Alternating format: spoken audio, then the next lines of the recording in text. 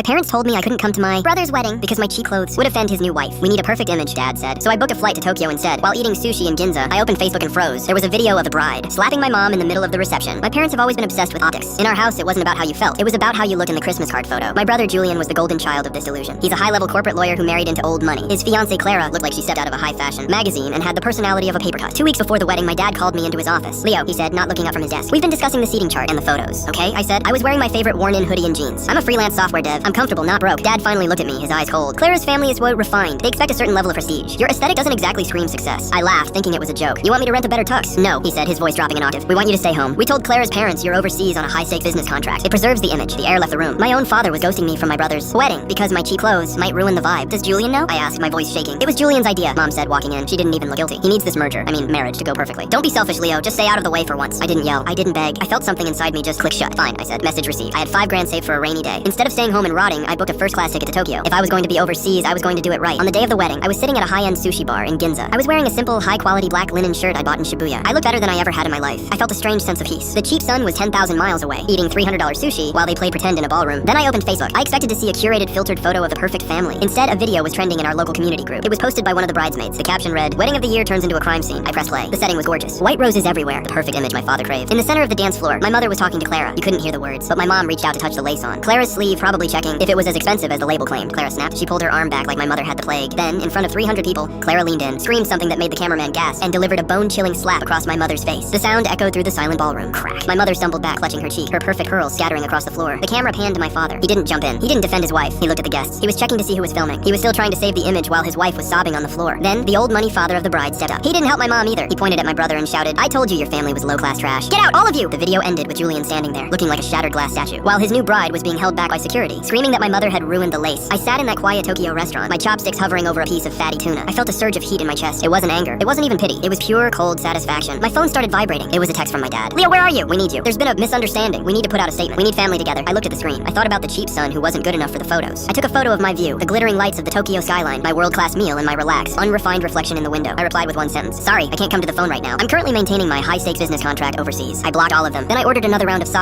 The image was finally perfect.